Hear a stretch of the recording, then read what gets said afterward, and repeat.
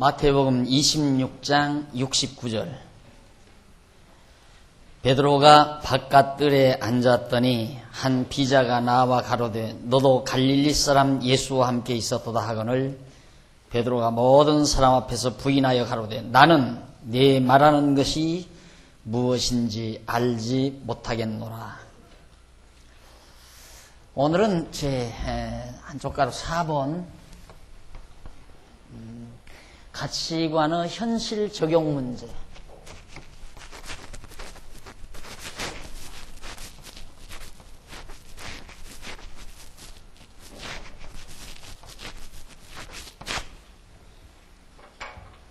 기독교 가치관, 만약에 어떤 기독교 가치관이 있다면 그 가치관이 정말 현실 속에 구체적으로 적용할 수 있는가 없는가 하는 문제죠.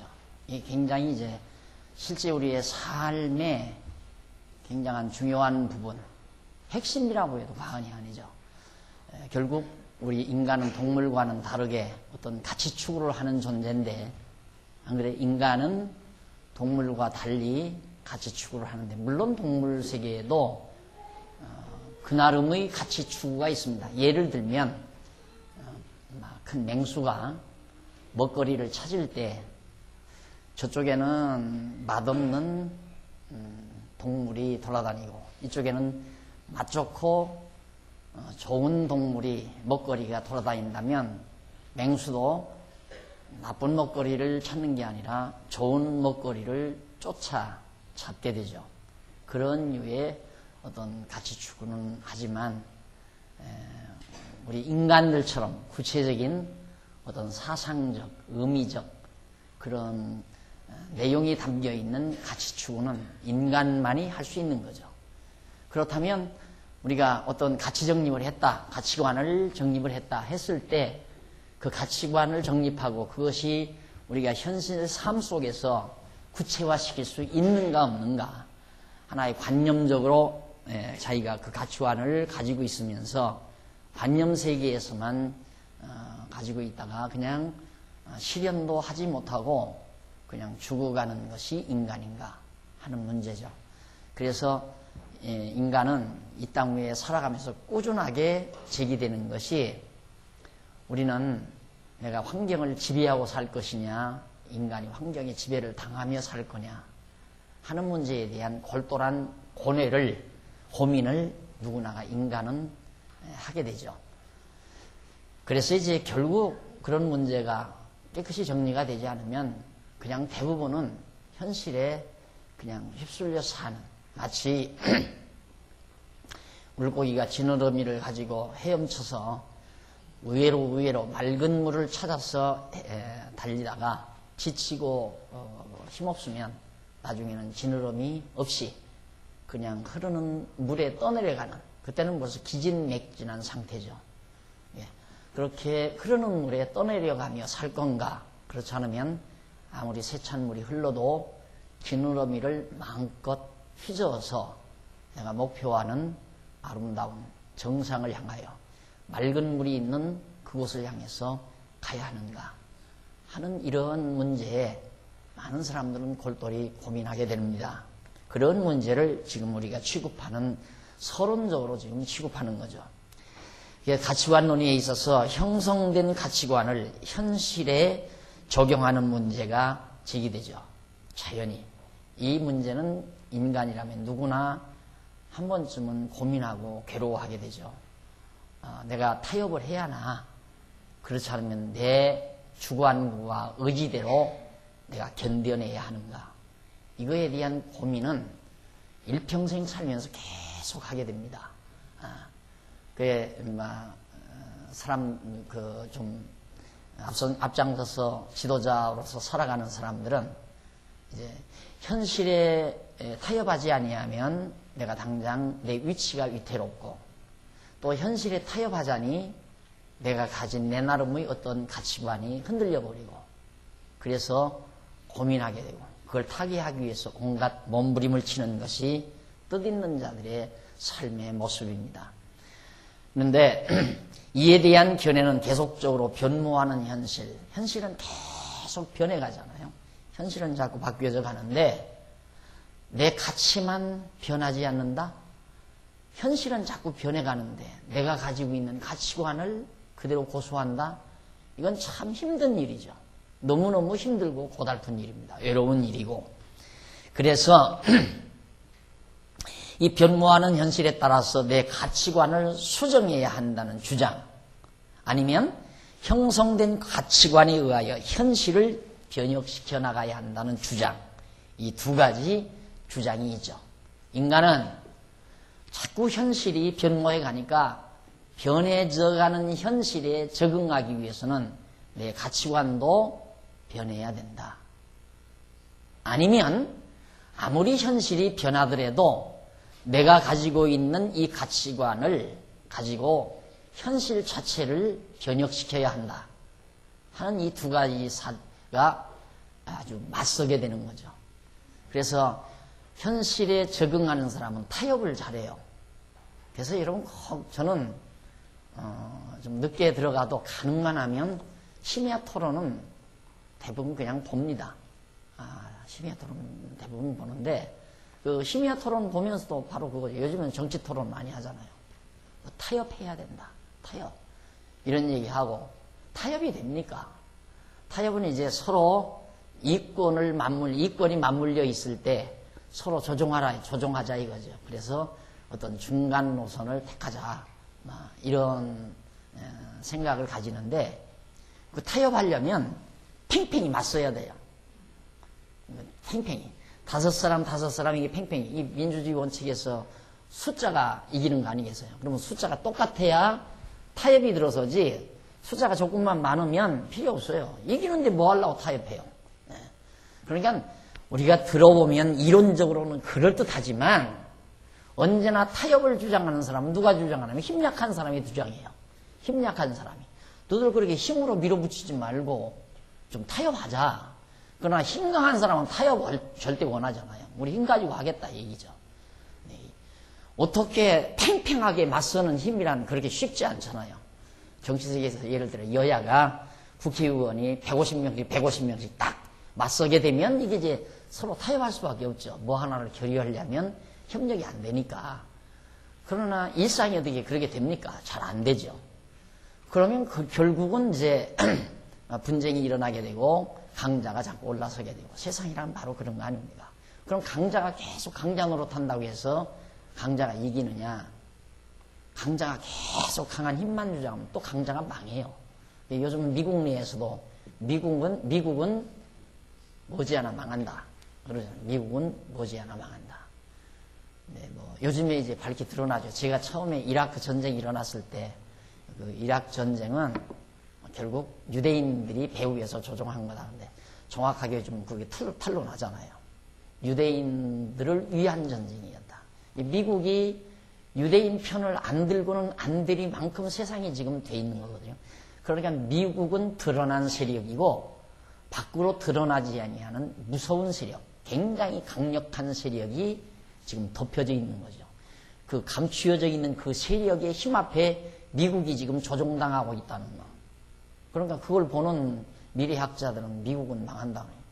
아주 강력한 힘을 가지고 세계 제패의 꿈을 안지만 그걸 용납할 사람은 아무도 없죠. 그러니까 사실 이런 면에서 우리가 그러면 어떻게 살아야 옳다는 얘기냐? 그러면 정말 타협하며 살아야 되느냐? 그렇지 않으면 내가 가지고 있는 주관에 의해서 비록 거꾸로질 망정 끝까지 이 자기 주관을 관철하면서 살아야 되는가?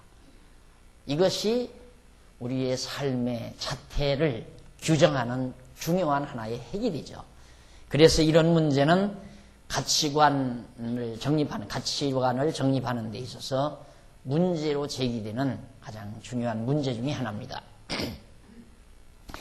그래서 그걸 보면 그러니까 전자란 뭐냐면 형성된 가치관에 의해서 현실을 변혁시키는 게 아니라 현실에 따라서 내 가치관을 바꾸어가는, 현실에 적응하고 현실과 타협하고 사는 삶, 그것이 바로 누구의 주장이냐면 인간의 본능적 욕구에 근거하며 주관적 방법으로 형성된 가변성을 지닌 가치관을 가지고 있는 그런 자들의 주장입니다. 그러니까 가치관을 만들어가는 데 있어서 인간의 본능적 욕구에 바탕을 두고 이제 이루어가자는 가치관을 형성해 놓은 주관적인 가변성 가치관, 가변성인 변질될 수 있는 가치관.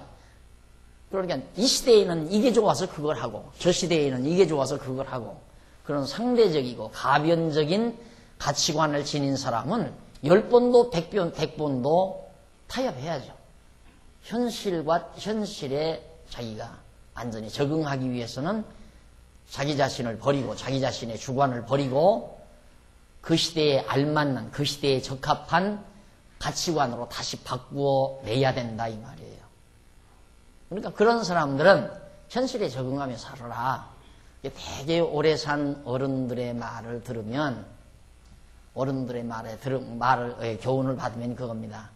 얘야 너무 고집 부리지 말고 되는 대로 살아라. 이렇게 얘기해요. 너무 욕심 부리지 말고 되는 대로 살아라. 왜?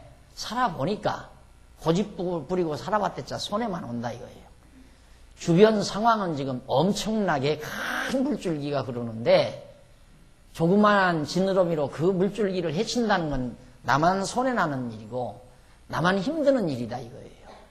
그러니까 그냥 되는 대로 욕심 부리지 말고 살라. 예, 어른들이 대부분 살아온 어른들이 젊은이들에게 가르치는 내용이죠. 그러나 생각 있는 사람은 어디 그래요? 그게 아니고 후자는 어떤 사람이냐면 인간의 이성적 신지식, 이성적으로 하나님을 아는 지식에 근거해서 객관적 방법으로 형성한 불변성을 가진 가치관, 불변성을 지닌 가치관을 가지고 있는 자들은 바로 현실을 변혁시켜 나가야 된다. 왜요? 내가 변할 수 없는 절대 불변의 가치관에 의해서 그걸 현실 속에 실현해야 한다. 이 말이에요. 현실에 적용시켜야 된다. 그러려면 내가 가지고 있는 가치관에 의해서 현실을 바꾸어 가야 된다. 바꾸어 가야 된다. 그래서 니체가 바로 인간의 자율 의지를 통하여 인간이 목표하는 바 유토피아 세계를, 지상낙원, 이상세계를 이 땅 위에 넉넉히 이룰 수 있다. 우리는 신에게 의존하지 말고 신은 이미 죽었으니까 우리 인간의 의지력으로 이 땅에 정말 신이 만들어 놓은 천국을 가려고 하지 말고 우리 인간의 힘으로 이 땅 위에 모든 인류가 평화롭게 질병이 없이 기아도 없이 서로 사랑이 꽃 피워지는 아름다운 이상 세계를 우리가 이루자 이거예요. 이룰 수 있다. 또 그렇게 해야 한다. 이것이 이제 니체의 주장이었습니다. 여기에 현대인들이 다 말려든 거예요. 그렇다. 그럼 그것과 비슷한 거 아니에요?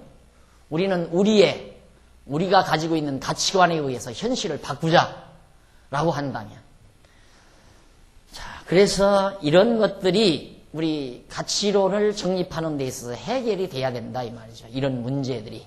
그러기 위해서 우리는 가치론을 배우게 되는 겁니다. 이론을 펴게 되는 거고요. 그래서 가치관을 변모하는 현실에 따라 수정해야 하는가, 내 가치관을 자꾸 변모해가는 현실에 따라 바꾸어야 하는가, 그렇지 않으면 내가 가지고 있는 가치관에 의해서 현실을 변혁시켜야 하는가 하는 그런 문제가 자연스럽게 우리의 삶 속에서 제기됩니다. 이에 대한 해답을 얻으려는 것이 바로 기독교 가치론이다. 출애굽기 32장 1절로 4절에 보면 이런 내용이 있어요. 아론이 백성의 요구에 따라서 금송아지를 만들죠. 자, 모세가 이스라엘 1000만 인군을 이끌고 홍해바다를 건넜어요. 자, 뒤에 문 좀 닫지, 좀 거슬리네요. 입구, 문을 닫냐,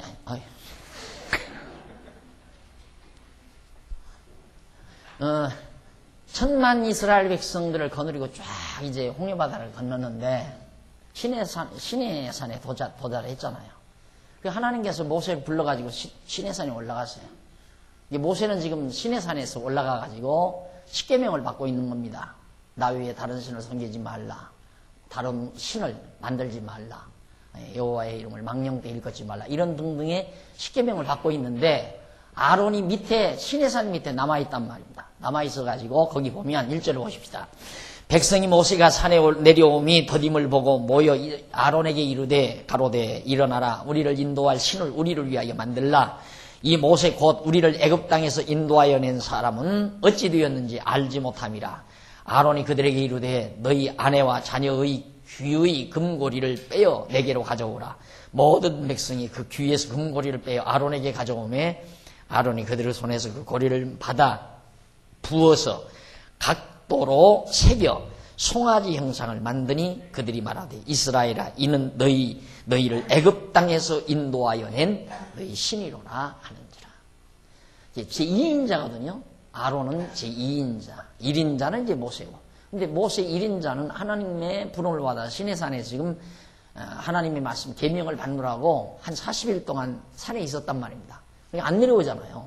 근데 백성은 지금 시내산 밑에 쭉 천만 이스라엘 및 백성들이 지금 머물러 있고요.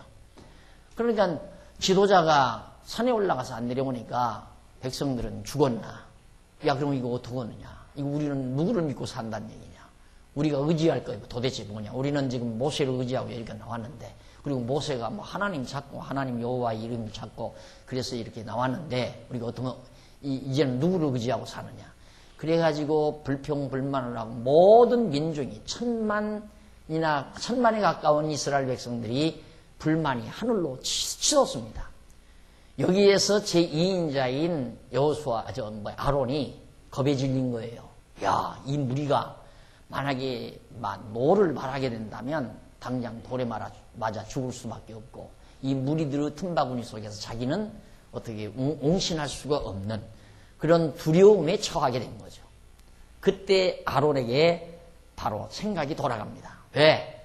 지금의 그 현실, 모세가 있었을 당시의 현실과 모세가 없을 때의 현실은 확 달라졌다 이 말이에요. 모세와 함께 있었을 때는 제2인자로서 백성들의 모든 존경과 백성들의 추앙을 받으면서 아론이 군림했지만은 모세가 없어지고 나니까 백성들이 아론에게 막 불만과 불평이 터져 나오면서 잘짓 잘못하면 군중에게 맞아주게 생겼다 이 말이에요. 그러니까 아론이 그 현실에 적응해서 너희들 가지고 있는 모든 금붙이 가져와라. 그래서 뭐 귀걸이, 목걸이, 팔걸이 다 가지고 옵니다. 그 금을 가지고 녹여가지고 금송아지를 만들어요. 금송아지를 이제 이렇게 새겨가지고 만들어서 딱 놓고 이것이 우리를 애굽 땅에서 건져낸 우리의 실이다 라고 아론이 제시해 줍니다. 그것이 현실에 대한 적응이죠. 타협하는 겁니다. 아론이 그거 모르겠습니까? 이게 아니라는 거 알죠? 여호와 하나님만이 우리를 애굽에서 인도하여 낸 하나님이라는 거 다 모세를 통해서 다 배워왔고 6월절 절기를 통해서도 다 배워왔고 다 알았는데 이미 모세가 없어진 상태에서는 아론은 자기가 가지고 있는 그 가치관을 다 뒤로 해버리고 현실과 타협하지 않을 수 없는 이것이 아론의 처지였습니다. 그렇다면 정말 우리는 가치관을 그때그때 따라서 바꾸며 아론처럼 바꾸며 살아야 되는가? 이것이 문제 아니에요? 그렇잖아요. 제일 괴로운 게 그거거든요. 제일 괴로운 것이 내가 해서는 안 될 일을 내가 했다. 할 수 없이 주변의 어떤 환경에 의해서 내가 위기를 느끼는 상태에서 정말 자기 자신의 양심을 속이고 행동하는 행위. 그것처럼 인간의 괴로운 일이 어디 있습니까? 아론이 그렇게 했어요. 문제가 되잖아요. 그러면 이렇게 살아야 되나? 이 문제 아니냐 이 말이에요. 이래도 되나? 이게 바로 이래도 되는가? 문제가 되잖아요. 뿐만 아니에요. 아까 제가 읽어드렸던 마태복음 26장 69절로부터 70절에 보면 베드로가 모든 사람 앞에서 예수를 부인합니다. 베드로가 예수님 따라다닐 때 예수님이 십자가에 못 박혀 죽기 이전에 내가 이제 간다.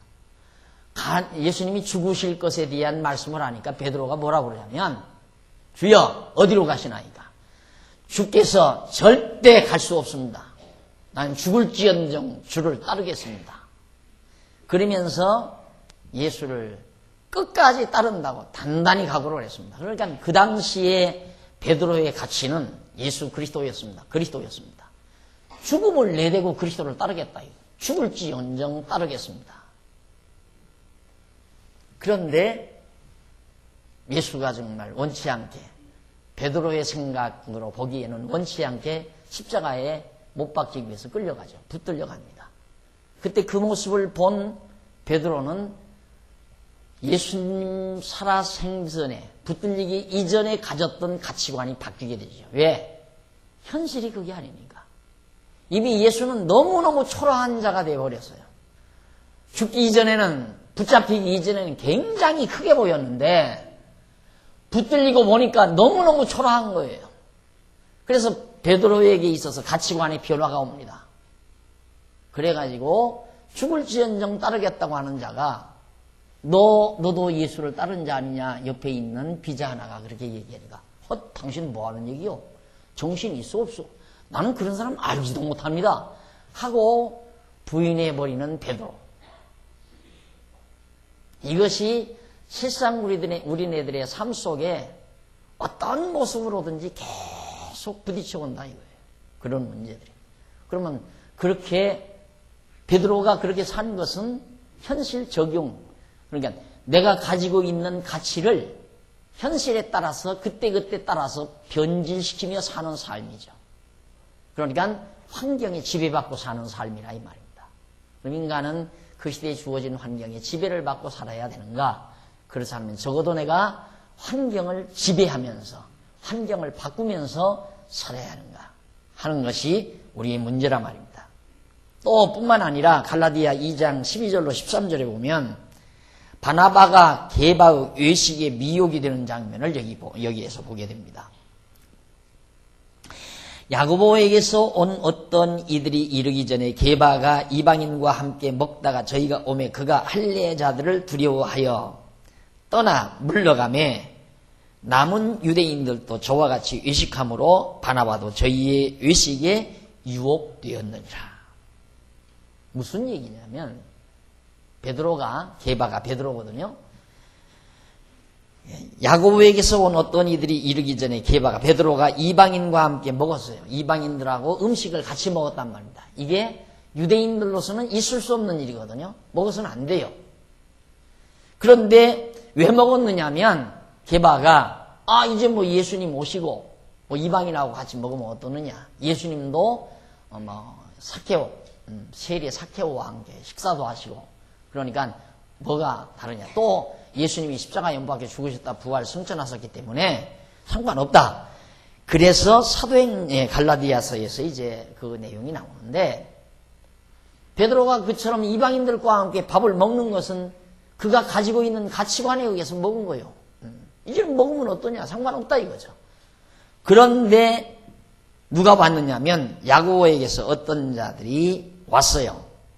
그 왔는데 그가 할례자를 두려워하여 그러니까 어떤 자들 온 자들은 누구냐면 할례를 받은 자예요. 이방인이 아니란 말입니다. 이 할례 받은 자들이 턱 나타나니까 베드로가 이거 봐라. 내가 지금 저 사람들이 볼 때 날들어 내가 참 못된 사람이다. 어떻게 할례 받지 아니한 이방 사람들하고 밥을 먹을 수 있나? 이러고 나를 혹시 지적할는지 모른다. 이래가지고 베드로가 두려웠어요. 그래가지고 그 이방인들 할례 받지 아니한 사람들하고 식사를 같이 아니한 것처럼 얼른 태도를 바꾼 거예요. 입 딱 씻어버리고. 비겁한 거죠. 순간 종합적으로 얘기하면 비겁하다고 우리들이 말할 수 있지만 그건 베드로의 가치관의 흔들림이죠. 그렇잖아요. 이방인과 같이 먹어도 된다고 하는 확고한 어떤 가치를 그가 지니고 있다면 할례자들이 와서 보든 말든 무슨 상관이 있어요. 그런데 할례자들 앞에서는 자기가 할례자인 척 하려고 하고 이방인들 앞에서는 또 이방인하고 같이 밥을 먹음으로 그럴듯하게 보여지려고 하고 그러니까 그 환경에 맞게 베드로가 이렇게 요동치는 그것 때문에 나머지 유대인들 다른 유대인들도 베드로가 하는 대로 다 외식을 하는 거예요. 밥을 같이 안 먹은 척하고. 그 전까지는 이방인들하고 같이 식사를 했는데, 그만 야고보에게서 온 그런 할례받은 자들이 딱 도착하니까 얼른 수저놓고 밥 같이 안 먹은 것처럼 위선했다 이 말이에요. 외식을 했다. 그때 바나바 역시도 저희의 외식이 유혹을 받아버려요. 바나바는 그래도 나는 그래도 그대로 지켜야지. 근데 많은 사람들이 그렇게 외식을 하니까 자기도 그만 따라서 안 먹은 척하고 외식했다 이 말이에요. 자, 이것이 우리네들의 실제 삶인데, 예를 들면 예를 들어 우리 장로님 중에 어떤 분이 그냥 어디 꽃놀이 좀 가가지고 친구들하고 소주 한 잔 더 걸치고 있다 이 말이에요. 그럼 걸치고 있는 그런 정도는 장로님들 제가 소주 한 잔 먹었다고 해서 지옥 가는 건 아니잖아요. 그 먹고 안 먹는 것이 우리에게는 큰 문제는 아니거든요. 그걸 먹고 이제 실수하고 그런 데서 이제 자기에게 마이너스가 되는 거죠. 그래서 안 먹는 거죠. 근데 먹고 있는데 어떤 권사님이 거기에 딱 나타난 거야. 얼른 술잔 상 밑에다 딱 놓고, 그러니까 옆에 앉았던 집사도 따라서 얼른 집어넣고, 그럼 격이에요. 지금 똑같이 그런 격이라 이 말이에요. 그러면 정말 그렇게 현실에 적응하며 살아야 되는가? 그렇지 않으면 자기가 가지고 있는 가치관 그대로 현실을 바꾸며 살아야 되는가? 이것이 바로 우리 가치론 정립에 있어서 반드시 해결해야 될 문제 중에 하나다 하는 얘기예요. 그래서 지금까지 서론적으로 4가지 문제를 제시했습니다. 가치관 형성의 원리 문제하고, 그 다음 방법 문제하고, 그 다음 또 하나는 형성, 맞죠? 가치관 성질 문제하고. 그 1, 2, 3, 이게 4란 말입니다. 그러니까 가치관 형성, 원리 문제, 방법 문제, 그 성질에 관한 문제, 적용의 문제, 현실에 적용하는 문제. 이 4가지 문제를 가치론에서는 반드시 해답을 주어야 한다. 이 해답을 주기 위해서 우리는 이제 본론에 들어가게 됩니다. 지금까지 서론으로 이 4가지 문제 제기를 해드린 겁니다. 그럼 넘어가서 오늘 본론에 접근하는데 24페이지 본론 로만 넘버 2 본론 기독교 가치론을 논함에 있어서 본론에서는 기독교 가치론의 전제를 비롯해서 우선 전제를 비롯해서 그 다음 가치 선택 방법, 가치를 어떻게 선택 방법, 그 다음 2번째가 기독교 특징, 그 다음 그리고 가치의 현실 적용, 이거 나오죠? 이거 현실 적용에 관하여 자세히 논하려고 합니다. 그러니까 이 전제에서 원리 문제가 해결이 돼요. 그러니까 가치관 형성의 전제, 가치관 정립에 있어서의 전제, 가치론의 전제에 있어서 원리가 해결이 되고, 그 다음 선택 방법 문제 논리에서 바로 이 방법에 대한 문제가, 그 다음 특징에 대한 설명에서 성질에 관한 해답이 떨어지고, 그 다음에 현실 적용 문제는 이 4번째 여기에서 해석이 됩니다. 해답이 나옵니다. 그러니까 문제를 제기하고 그 문제에 대한 해답을 본론에서, 이 문제 제기는 서론이고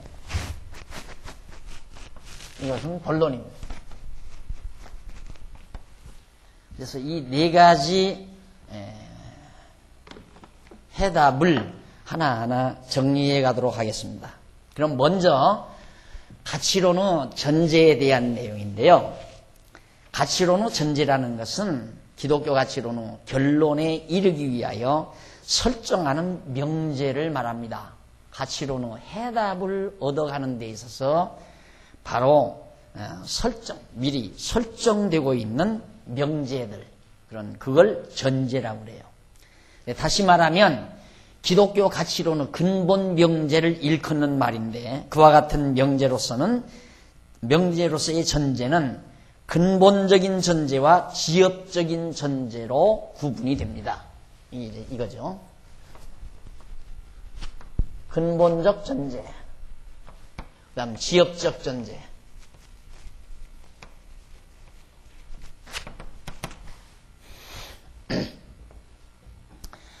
그러니까 이 가치론에 대한 결론, 해답이죠. 이 문제제기에 대한 해답을 얻어가는 데 있어서 설정하는 하나의 명제들을 전제라고 그러는데, 그 가운데 이제 그 전제 중에 근본적인 전제는 뭔가? 한쪽 가로 1번 나오죠? 근본적인 전제는, 기독교 가치론의 근본적인 전제는 신관입니다. 신관. 신관. 그러니까 우리가 가치관을 형성하는 데 있어서, 가치관을 우리가 설정하는 데 있어서, 형성하는 데 있어서 내가 먼저 앞서 반드시 해결되어야 될 중요한 명제가 뭐냐면 신관이다, 이 말이에요. 예, 지난번에도 제가 말씀드렸잖아요. 모든 이론의 출발점은 신관에 달려 있어요. 무신론으로부터 출발하느냐, 유신론으로부터 출발하느냐, 모든 이론이. 그러니까 모든 이론이 어디서부터 출발되어야 되느냐? 나는 하나님이 있다, 하나님이 없다. 이 두 가지 근본 명제로부터, 그 신관으로부터 생각이 출발돼야 된다. 이론의 초점이 출발돼야 된다. 그래서 신관은 매우 중요한 거다, 이거죠. 그래서 기독교 가치론을 설정하는 데 있어서, 정립하는 데 있어서 그 가치론의 전제는, 근본적인 전제가 바로 신관이다.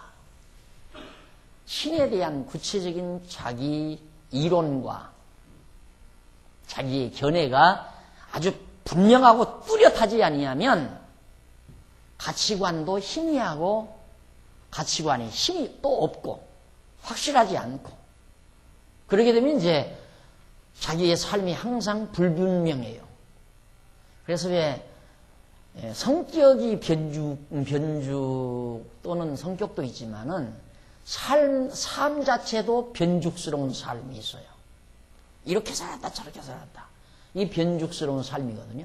성격도 변죽 또는 성격도 있고, 금방 삐졌다 좋아했다, 금방 삐졌다 좋아했다, 이게 지금 변죽을 떠는 건데, 생활 태도도 그렇게 변죽을 떠는 태도가 있다고 합니다. 그래서 자주 집안 분위기를 막 하루가 멀다 하기, 한 달이 멀다 하기 바꿔대고, 이사도 그냥 몇 년이 멀다 하고 이사 다니고, 어느 한 지역에 딱 안착해서 사는 게 아니라 늘 자기 생활 태도를 막 하고, 언제는 뭐 그림 그리는데 취미를 가졌다, 또 그거 때려쳐버리고 뭐 글을 쓰다가 뭐 서예를 하다가 또 그걸 때려쳐버리고 꽃꽂이를 했다가 또 그거 때려쳐버리고 뭐 운동을 다녔다가 수영을 다녔다가, 이렇게 아주 늘 변화무쌍한 삶을 사는 거, 정함이 없는 분명한 정돈되지 못한 그런 삶의 태도, 이런 게 많이 있죠. 그런데 왜 그러는가? 출발 자체가 분명치 않으니까. 출발 자체가 가치관을 정립하는 데 있어서 신관이 매우 중요한데, 하나님이 계신 것도 같고 안 계신 것도 같고, 이런 희미한 생각을 해가지고는 가치관도 희미할 수밖에 없는 거죠. 희미한 가치관이 힘이 있을 수가 없죠. 강할 수가 없다, 이 말이에요. 거기에서 힘이 나올 수가 없다. 그래서 신관은 분명해야 된다 하는 얘기입니다. 그래, 다시 말하면 기독교 가치론은 근본 명제를 일컫는 말인데, 그와 같은 명제로서의 전제는 근본적인 전제와 지엽적인 전제로 분류되고, 그 근본적인 전제는 한쪽 가로 1번 신관인데, 기독교는 신이신 하나님을 경외하는 것을 본문으로 삼는 종교죠, 기독교란. 그리고 그 하나님을 모든 것의 근본이 되시는 분으로 알고 믿는 종교입니다. 그래서 기독교의 재반 진리에 대한 내용은 근본적으로 신관으로부터 출발된다. 모든 학문의 전제가, 근본적인 전제가 신관이에요. 모든 학문의 근본적인 전제가. 그러니까 여러분 지금 제가 쓴 이 가치론도 그러지만 제가 집필한 모든 서적들이 어떤 학자들의, 일반적인 학자들의 어떤 그 틀을 인용하지를 않죠. 인용한 게 없죠. 순수하게 그냥 성경의 원리 속에서 뽑아 나온 겁니다. 그 말은 무슨 얘기냐면 신관에 전지하고 있다 이 말이에요. 요즘 이제 우리 연구위원들 되시는 목사님들이 그 물리가 터진 거예요. 그 물리가 딱 터져버리니까 성경에서의 신관이 분명하게 정립이 되니까 이제는 막 보이는 거예요. 역사도 보이고 물리도 보이고 무슨 막 철학도 보이고 무슨 학문도 보이고 해석학도 보이고 윤리학도 보이고 그렇게 보이니까 집필을 시작하는 거예요. 연구를 시작하고 집필을 할 수 있는 힘이 나오는 거고. 그러니까 이 신관만 뚜렷하면, 성경에 기초한 신관만 뚜렷하면 어떤 이론도 여기로부터 다 나오는 거다. 그렇다면 가치론에 대한 이론도 신관이 전제된다는 건 너무 당연한 거예요. 너무도 당연한 것이다. 그래서 바로 우리 기독교 가치론의 전제는 바로 신관이다 하는 얘기예요. 그러므로 신관은 기독교 가치론의 근본적인 전제가 되는 것이다. 따라서 하나님에 대한 정확하고 올바른 지식 없이는 기독교 가치관 정립은 불가능하죠.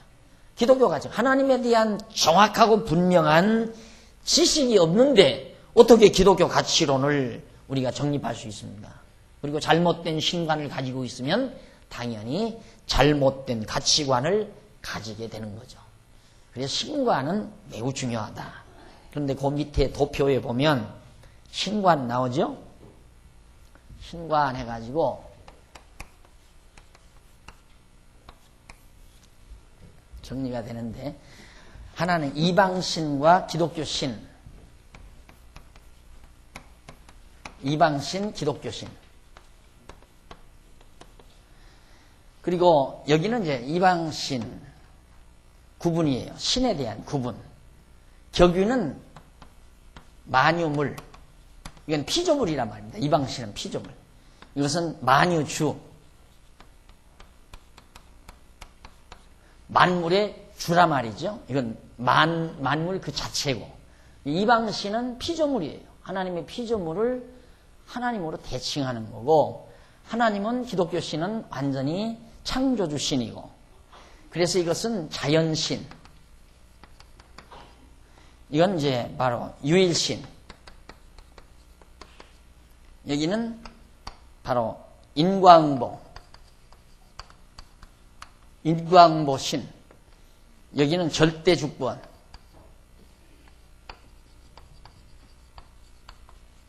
절대주권이다. 다르잖아요. 전혀 다르거든요. 그러니까 신관을 가지고 있기는 있는데 이방신관 사상을 가지고 있다. 그럼 이방신관은 하나님의 피조물이기 때문에 그건 자연신론이죠. 데이즘이라고 해서 자연신론자들이 주장하는 건데, 요즘 이제 동양 철학에서도 이 바로 이걸 모든 만물의 근원이라고 생각하잖아요. 모든 만물의 근원. 그래서 이제 보이지 않냐는 바로 신이다. 이걸 신이라고 생각을 해요. 이 동양 철학에서는 기를. 그런데 우리는 이 기는 하나님의 하나의 기운에 불과한 거죠. 하나님 존재에 의한, 하나님이 존재하시기 때문에 거기서부터 나타나는 하나의 힘의 현상, 그걸 기라고 우리들은 보는 거거든요. 그러니까 완전히 그건 만유물, 자연신 아니에요. 그들은 모든 물체라는 것이, 이 땅에 있는 모든 물체가 다 기에 뭉치니까, 지금 이것도 생기가 있잖아요. 살아있잖아요. 그래서 이 목신이라는 게, 나무 목자 써가지고 나무에도 신이 있다. 돌, 석신, 바다, 물, 수신, 산에도 산신, 다 신이에요. 그러니까 그런 만유물을 신으로 생각하는 그들은 바로 인과응보 사상을 가지고 있어요. 내가 잘하면 그 원인에 의해서 보응을 받는다. 잘못하면. 그래서 인과응보, 원인에 의해서 결과가 나타난다. 보응을 받는다. 내가 잘하면 복 받고 잘못하면 벌을 받는다. 화를 입는다. 이런 인과응보 사상을 가지게 된다 이 말이죠. 그러나 기독교신은 그게 아니라 만유주, 완전히 초월자이신 하나님이 오직 한 분이신데 절대적인 주권을 가지고 있기 때문에 인과응보신이 아니다. 이 신은 당신의 정하신 뜻에 따라서 바로 이 계시세계를 주관하시고 섭리해 나가시는 것이다. 라는 그런 신관이 분명하게 정리가 돼야 된다. 우리 스스로가. 이것이 이제 성경에 의해서 바르게 정립이 돼야 된다. 근데 무신론자가 있잖아요. 이 무신론자는 아야 그건 완전히 자기 인간 본능적 욕구에 기초를 두고 가치관을 정하니까 그 사람은 뭐 뚜렷한 절대 가치가 없어요. 절대적인 가치가. 가난했을 때는 돈 버는 게 가치고 그 다음 내가 성공하고 싶으면 권력 얻는 게 가치고 성장하고 자기 발전해서 성공하는 것이 가치고 그때 따라서 그냥 가치를 가지고 자기 나름의 가치관을 가지고 대처하며 살면 되는 거니까. 자, 그런데 우리가 잠언서 9장 10절로 12절에 보면 여호와를 경외하는 것이 지혜의 근본이요 거룩하신 자를 아는 것이 명철이라고 나오는데 10절에 여호와를 경외하는 것이 지혜의 근본이요 거룩하신 자를 아는 것이 명철이니라. 나 지혜로 말미암아 네 날이 많아질 것이요 네 생명의 해가 더하리라. 네가 만일 지혜로우면 그 지혜가 네게 유익할 것이나 네가 만일 거만하면 너 홀로 해를 당하리라. 예. 여호와를 경외하는 것이 지혜의 근본이다. 이 결국 무슨 얘기냐면 지혜라고 하는 거. 동양 사상으로 말하자면 도통이라는 말이에요. 도통. 이 도가 통한다 이 말이거든요. 도통이라는 말은 인생 여정을 말하는 인생 여정. 먼 인류의 여정. 인류 전체 인류의 여정. 그러니까 역사 전체를 말하는 거죠. 이 말은 하나님의 섭리에 대한 통시적 시각, 통체적인 하나의 역사, 또 한 개인의 일생 여정, 이것들을, 이게 도거든요, 도. 도란 뭐냐면 이 길이에요, 이게. 살아가는 길, 그 여정. 여행을 할 때 내가 부산을 여행하려면 서울에 출발해서 부산까지 가는 길이 있잖아요. 고속도로 그 길. 길 따라서 가면 부산에 가는 거거든요. 마찬가지로 인간이 여기서 출발을 해서 여기에 도착한다면 여기가 목적지 아니에요. 그럼 출발 지점과 도착 지점까지의 그 길, 이게 도란 말입니다. 이게 여정이고 이것이 바로 이 사실을, 이 길을 아는 걸 지혜라고 한다, 이 말이에요. 즉, 도가 통한 걸, 도를 전부 통한 걸. 이게 서울에서 부산까지의 길을 다 아는 사람은 편안하잖아요. 어디서 어디까지 간다는 거. 잘못 갈 리가 없고. 안 그래요? 대전쯤 가가지고 우측으로 갈까, 좌측으로 갈까. 대전 가가지고 우측으로 가면 목포나 광주나 목포에 도착하는 거고요. 순천이나. 아니면 좌측으로 가야 부산을 가는 거란 말입니다. 그런데 도통한 사람, 지혜가 있는 사람은 우측으로 갈 리가 없죠. 부산 가는데 왜 우측으로 가요? 대전 가서 좌측으로 빠져나가야죠. 그렇잖아요. 그렇게 지혜가 있는 사람은 인생을 성공적으로 목표에 도달하는 거고, 지혜가 없는 사람은 부산 가려고 잘못하면 여수나 순천에 도착한다. 그렇게 이해하시면 돼요. 그러면 이 지혜란 뭐냐? 여호와를 경외하는 것이 지혜의 근본, 가장 그 근본 뿌리다 이 말이에요. 여호와를 경외하려면 알아야 경외하죠. 오늘 재직회 시간에 잠깐 말씀드리는 것도 내 마음의 평강과 은혜가 넘치는 것은 하나님과 예수 그리스도를 알므로 은혜와 평강이 넘치기를 원한다. 베드로가 한 말이에요. 안다는 게 그만큼 중요하죠. 우리가 하나님 여호와를 모르면 여호와에 대한 경외심이 나옵니까? 예, 하나님 여호와의 신관, 하나님을 분명하게 잘 알아야, 이런 하나님을 알아야, 이런 하나님이 바로 인류 역사를 어떻게 인도해 가시는가를 알게 되지요. 그렇잖아요. 그걸 알면 그걸 아는 것이 지혜라 이 말이에요. 그 하나님 경외한다면 그런 하나님을 아니까 경외하잖아요. 그러니까 여호와를 경외하는 것이 이 지혜의 근본이다. 도를 통하는 거다 이 말이에요. 인류 역사 모든 시작에서 끝까지를 다 파악하는 거고, 내 일생도, 내가 태어나서 죽는 날까지의 내 여정도, 여생도 다 알고 있다 이 말이죠. 그걸 알게 된다. 그래야 그게 지혜 아니에요? 그 지혜 있는 사람이 살아가다가 왜 부산 간다면서 우측으로 가느냐 이 말이에요. 좌측으로 가지. 그렇잖아요. 지혜가 있으면. 그러니까 내가 일생 지금 한 살에서부터 예를 들어 뭐 70살이나 80살 산다 하십시다. 살다가 한 30살쯤 살다가 내가 갈 길을 너무도 분명히 하는데 목표는 여긴데 한 30대쯤 가다가 왜 처지느냐 이 말이에요. 그것 때문에. 지혜가 없으니까 처진다. 이 지혜가 없으니까. 이걸 소위 가치관이 바뀌었다라고 설명될 수 있잖아요. 이 사람은 가치관이 바뀌었다. 여기 가는 것보다 여기 가는 게 좋을 것 같으니까 간 거다 그 말이에요. 그래서 여호와를 경외하는 것이 지혜의 근본. 그러므로 신과는 매우 중요하다. 하나님을 안다는 것이. 제가 주일날마다 자꾸 여기에서 하나님의 존재와 그의 속성, 예수가 그리스도이심을 통하여 그의 존재와 속성을 계속 여러분들에게 확인시켜드리는 이유는 이거예요. 도통하고 사시라 이 말이에요. 우리 성경말로 지혜 얻고 살라 이 말이죠. 지혜 얻으면 가치관은 저절로 세워지는 거 아니에요? 지혜를 얻으면 하나님께서 예를 들어 나를 여기서 출발시켜서 인도로 데려가려고 한다. 안다 이 말이에요. 하나님께서 왜 나를 이 땅 위에 보내셨는가? 인도로 인도하기 위해서 보내셨다. 그렇다면 인도하시는 그 길 따라서 살면 평탄한 거예요. 거기가 내 가치관이 여기 응집되는 것이고. 그러니까 그 가치관 따라서 살면 그게 마지막 다 살고 나서도 후회도 없고 성공한 삶이고 달려갈 길을 다 달리고 또 싸울 싸움을 선한 싸움을 다 싸웠다. 목표에 나는 도달했다 이 말이 바울이 말한 거죠. 바울이 나중에 알았잖아요. 바울은 처음에 나서 바리새파가 왔어요. 바리새파가 된 거예요. 됐다가 나중에 예수가 그리스도이심을 깨닫고 제 궤도에 올라와서 지혜를 얻은 거예요. 그래서 결국 죽는 날 선한 싸움을 다 싸우고 달려갈 길을 다 달렸다라고 고백한 거죠.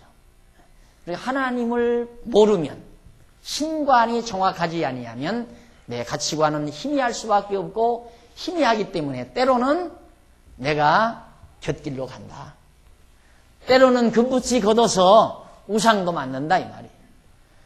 아론이 애굽에서 출발할 때 하나님께서 가나안 땅으로 인도해 줄 것을 준다고 해서 출발했다 이 말입니다. 출발이.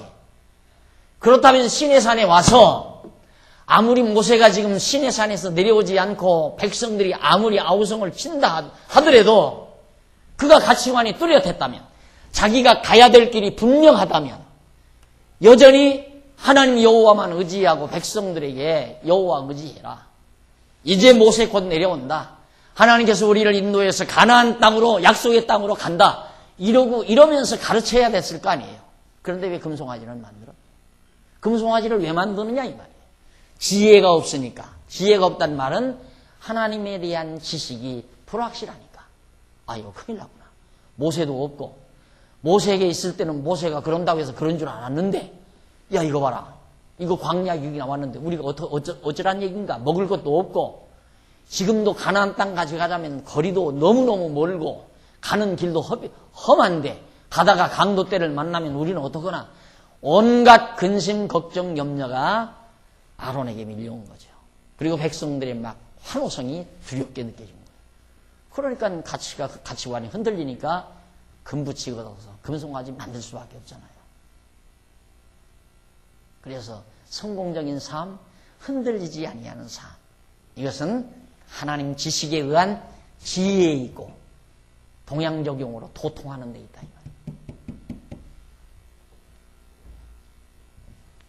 시편 136편 1절로 5절에 보면 모든 신위에 뛰어나신 하나님께 감사하라는 시가 나와요. 여호와께 감사하라. 그는 선하시며 그 인자하심이 영원함이로다. 모든 신 위에 뛰어나신 하나님께, 유일하신 하나님이죠.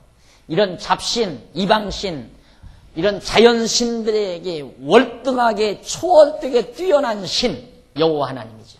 감사하라. 그 인자하심이 영원함이로다. 모든 주위에 뛰어나신 주께 감사하라. 그 인자하심이 영원함이로다. 홀로 큰 기사를 행하시는 이에게 감사하라. 그 인자하심이 영원함이로다. 지혜로 하늘을 지으신 이에게 감사하라. 그 인자하심이 영원함이로다. 인자함.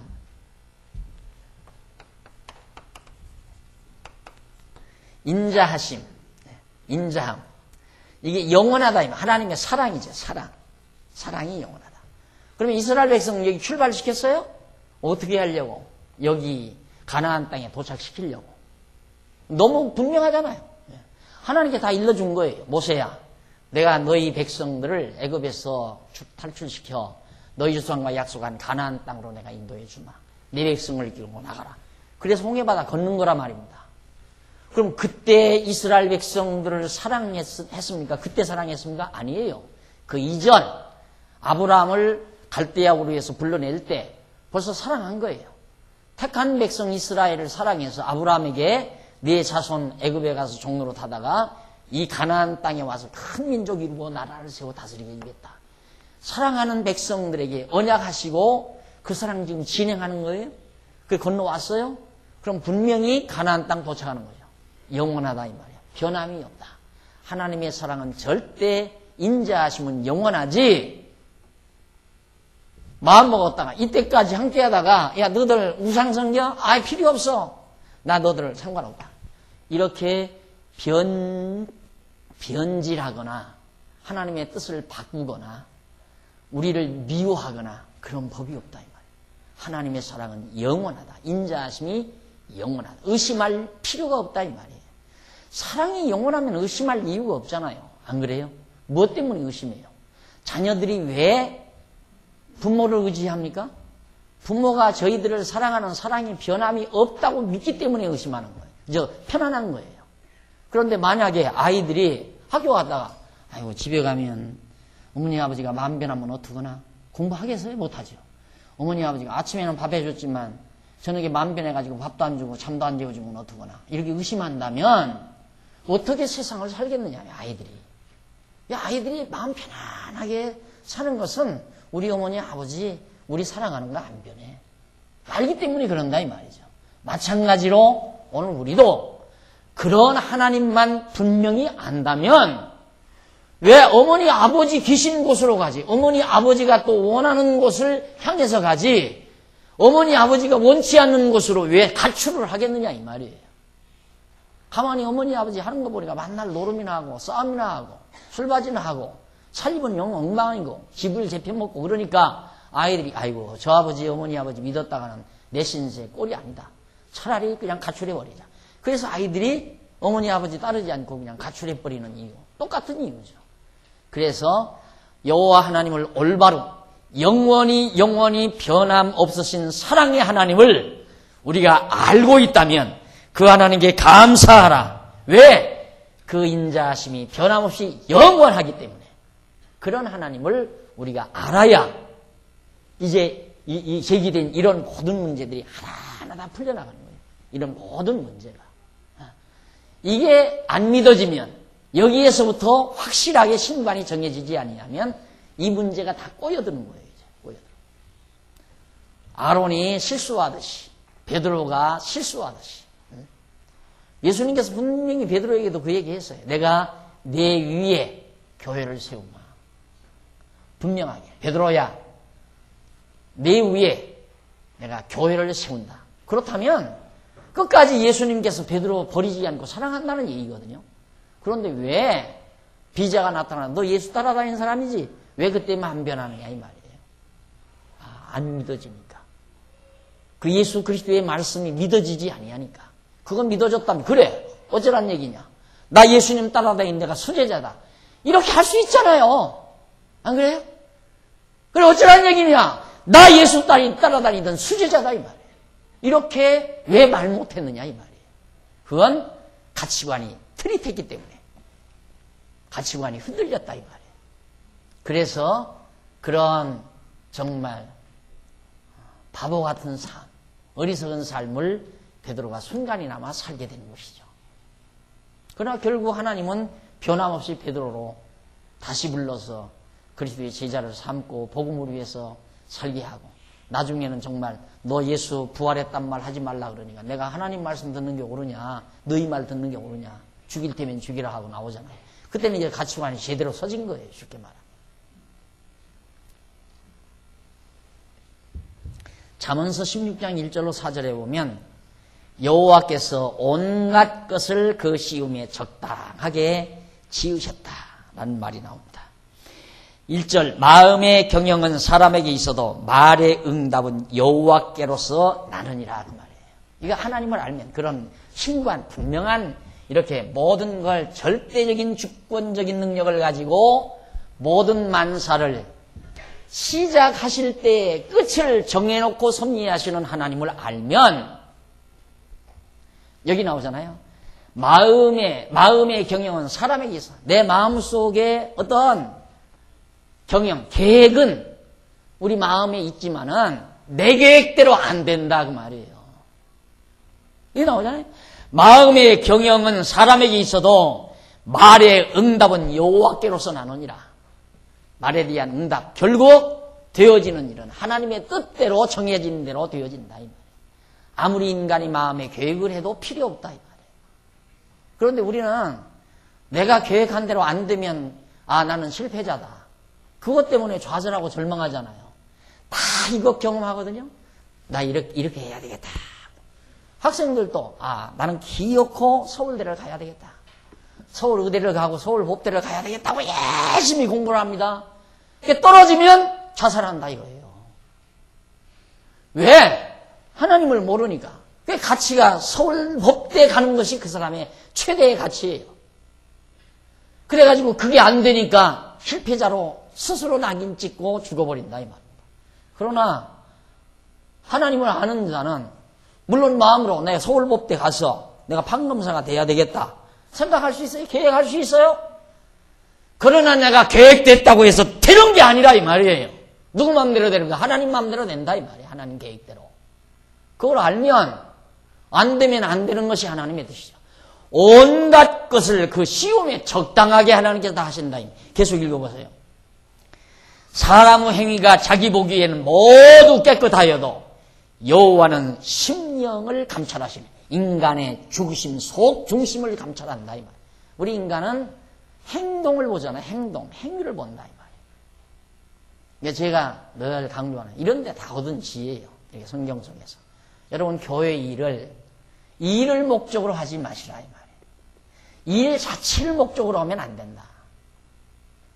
다시 말해서 일이 목적이 아니라 성도와 성도끼리의 화목과 즐거움, 평강. 그 일을 통해서 즐거우면 하고 즐겁지 않으면 하지 말라 그 말이에요. 그런데 우리는 괴로워도 일을 해야 한다 이거야. 그 일이 목적인 거예요. 그러니까 나타나는 게 목적이지 나타나지 아니하는 우리의 내면 세계는 목적이 아니에요. 근데 바꾸라 이 말이에요. 그걸. 바꿔. 아무리 좋은 걸 많이 해놔도 내 마음이 괴로우면 무슨 필요가 있어요. 안 그래요? 이제 정신 차리고 한번 생각해 보십시오. 그런가 안 그런가? 아무리 엄청난 걸 많이 이루어 놨어도 내 마음에 평강이 없으면 아무것도 아니라 이 말이에요. 그래서 마음의 평강과는 절대 아무것으로도 바꾸지 말라. 그러니까 즐거우면 하라 이 말이에요. 즐거우면. 교회 모든 봉사도 즐거우면 하고 자기가 맡은 직분도 즐거우면 하고 안 즐거우면 빨리 왜 유선하느냐 이 말이에요. 하기도 싫은데 왜 하는 척하고 앉아있느냐 이 말이죠. 지금 누가 그런다는 얘기가 아니에요. 그러지 말라 이 말이에요. 회장도 하기 싫으면 빨리 내놔요. 그 왜 하기 싫은 회장을 또 회장님네 하고 맡느냐 이 말이에요. 집사도 하기 싫으면 빨리 내놓고, 권사도 그러고 장로님도 마찬가지고 다 누구나 뭐든지 하기 싫으면 하지 말아야 돼요. 왜? 즐거워야지요. 사람이 하기 싫은 것 한다고 하는 것은 자기를 위장하는 일이고, 자기 하나가 위장함으로 남들이 얼마나 속는지 몰라요. 모든 사람을 속이는 행위란 말이에요. 그럼 그게 거짓된 행위, 어두운 사회가 되는 거 아니에요? 그러지 말고 밝게, 하기 싫으면 하지 말고, 하고 싶어 즐거우면 하라 이 말이죠. 즐겁게 일하는 모습이 얼마나 또 보기 좋습니까? 안 그래요? 즐겁게 일하는 모습이. 그러니까 생각을 바꿔야 돼요. 확 바꿔야 돼요. 그러니까 가치관이 어디에 있느냐? 일의 성취에 있느냐? 일하는 나 자신의 내면에 있느냐? 그게 선택 과정이에요. 그게. 바로 여기 선택 원리 나오잖아요. 선택 방법. 어떻게 선택할 거냐? 다 해결돼요. 여기에서 제기된, 서론에서 제기된 문제가 다 명확하게, 깨끗하게, 아주 200촉 전등 밑에서 밝혀지는 것을 아주 그냥 백백 명료하게, 깨끗하게 결론 딱 떨어져요. 그래야 마음이 편안하잖아요. 갈팡질팡 할 필요도 없고. 그래서 마음의 경영은 사람에게 있어도 말의 응답은 여호와께로서 나느니라. 사람의 행위가 자기 보기에는 아주 모두 깨끗해요. 그러나 하나님은 행동한 그 자체를 보는 게 아니에요. 어느 집사님이 교회 와서 얼마 몇 시간 봉사하고 뭐 며칠 봉사하고 열심히 땀 흘렸다. 사람은 외모로 나타난 그것밖에 볼 수가 없죠. 왜? 신이 아니니까. 신이 아니니까. 그러니까 교회도 오기 싫으면 오지 말라는 이유가, 오기 싫은데 공연이 오면 교족부에 출석했다고 체크될 거 아니에요. 안 그래요? 그게 오기 싫은데 온 사람도 출석했다라고 교족부에 체크되고, 또 오고 싶은데 온 사람도 체크가 된다면 누군가가 하나 쏠리잖아요. 인간은 그래서 쏘는 거예요. 그냥 오기 싫으면 오지 말아야 돼요. 오지 말아야. 모든 게 다, 연보도 하기 싫으면 절대 하지 말아야 되고, 봉사도 하기 싫으면 절대 하지 말아야 되고. 왜? 하나님은 그 중심을 봐요. 즐겁게 했나를 보는 것이지 뭘 했느냐를 평가하지 않는다 이 말이에요. 뭐 했는가를 평가하는 게 아니라 어떻게 했는가를 평가한다 이 말이에요. 하나님께서는 우리 중심을 평가한다 이 말이죠. 그래서 바로 하나님 보시기에 모두 깨끗하여도 여호와 하나님 여호와는 우리의 심령을 감찰한다. 너희 행사를 여호와께 맡기라. 그리하면 너의 경영하는 것이 이루리라. 너무 간단하잖아요. 다 너 여기서 시작했느냐, 출발했느냐? 그냥 여호와께 딱 맡겨라 그 말이에요. 딱 맡겨라. 맡기고 하나님 아는 지식대로 살아가라 이 말이에요.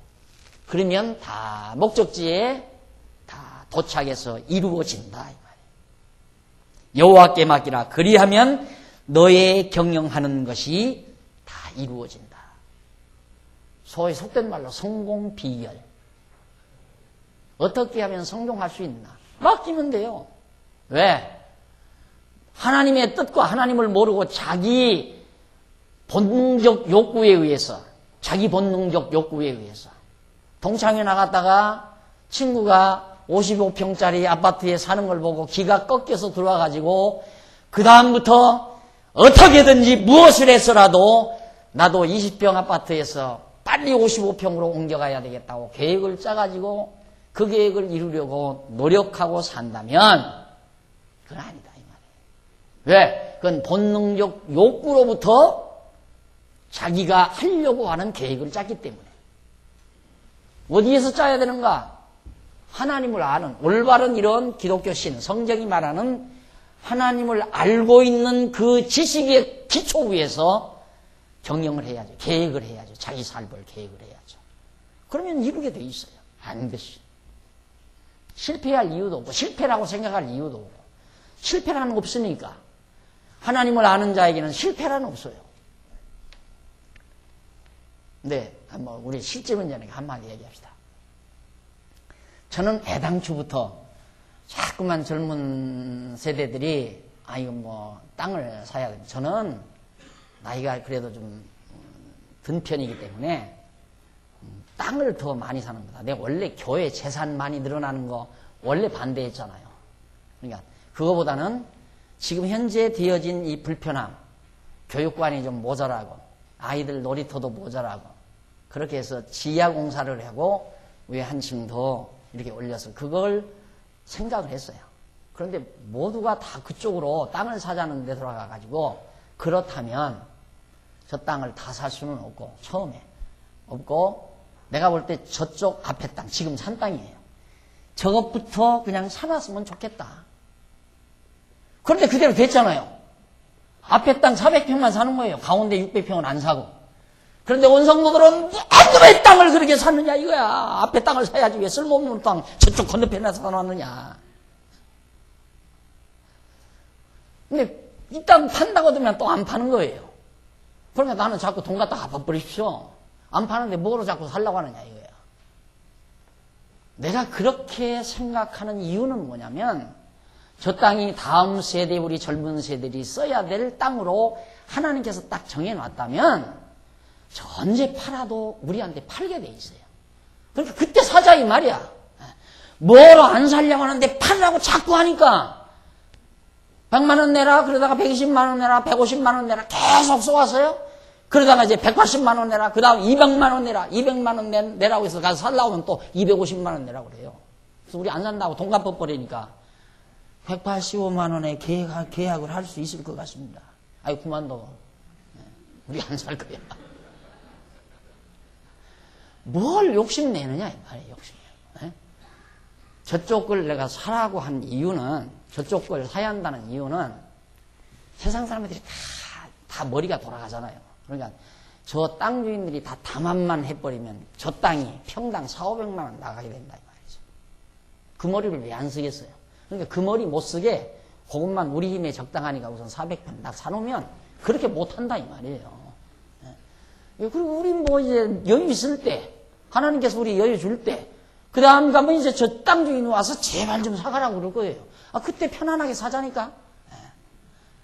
그런데 또 지금 저걸 안 사니까 연보 낸다고 약속한 사람들이 연보를 안 내요. 그러면 날들어 또 이거 어떡하냐고 다. 그럼 날들어 또 돈 내라고 하란 얘기야. 지난번 2번 얘기했다가 얼마나 내가 혼침 났는데.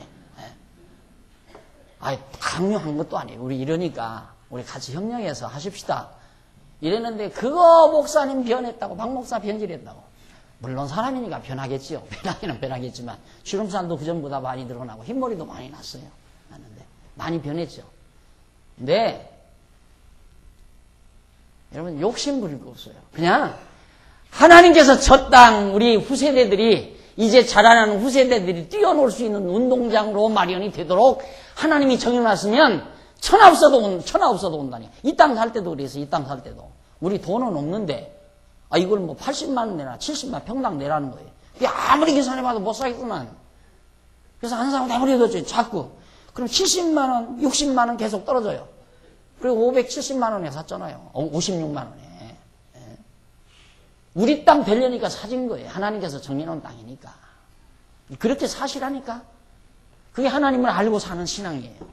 또 못 샀다고 해서 인생 실패하는 거예요? 저 땅 못 샀다고 해서 장안중앙에 실패한 겁니까? 우리 대치동에 그냥 있다고 해서 장안중앙교회 실패한 거 아니에요. 대치동에 그냥 창고 속에 그냥 있더라도 우리 교회에 담겨진 보화는 보화대로 있다 이 말이에요. 가치가 거기 있는데 안 그래요? 교회 살림만 그러는 게 아니라 가정 살림도 마찬가지예요. 가정 살림도 하나님께서 다 마련해 주시기로 된 것 같으면 다 되게끔 돼 있으니까 여기 나오는 대로 너희 행사를 여호와께 맡기라. 그리하면 너희 경영하는 것이 이루리라. 애굽에서 출발한 이스라엘 백성들 급기야 40년 만에 가나안 땅 도착하지 않았느냐 이 말이에요. 무엇 때문에 출발했어요? 무엇 때문에? 하나님께서 가나안 땅 준다니까 출발했다 이 말이에요. 여호와 의지하고 출발하니까 결국 가나안 땅 도착했잖아요. 이루어지게 돼 있어요. 하나님이 약속하신 언약하신 계획하신 뜻이 왜 안 이루어져요? 우리가 날마다 주일마다 공부하는 게 그건데 하나님의 뜻대로 다 이루어집니다. 그거 공부하잖아요. 벌써 왜 이렇게 시간이 빨리 가버렸어? 그만합시다. 다음 시간 하고. 다음 시간 그 성경 구절 조금 밑에 정리하고 그다음 지역적인 전제, 지역적 전제 이거에 대해서 계속 기도하십시다. 자비로우신 아버지 하나님, 은혜와 사랑을 감사드립니다. 살아계셔서 우리의 삶을 주관하시고 일거수일투종 우리의 삶의 여정을 정해놓으시고 인도해 가시는 하나님 확실히 믿습니다. 목자가 양무리들을 아름다운 초장을 마련해 놓고 인도해 가듯이 우리를 하나님의 정하신 뜻, 하나님께서 계획하신 방향대로 우리를 인도해 간다는 사실, 바로 지혜를 우리를 얻게 하심을 진심으로 감사합니다. 여호와를 아는 것이 지혜의 근본이오니 여호와 하나님 알고 경외하는 믿음의 사람들로 지혜를 얻고 살아가는 우리 모든 성도들이 되도록 역사하시옵소서. 예수님 이름으로 기도드립니다. 아멘.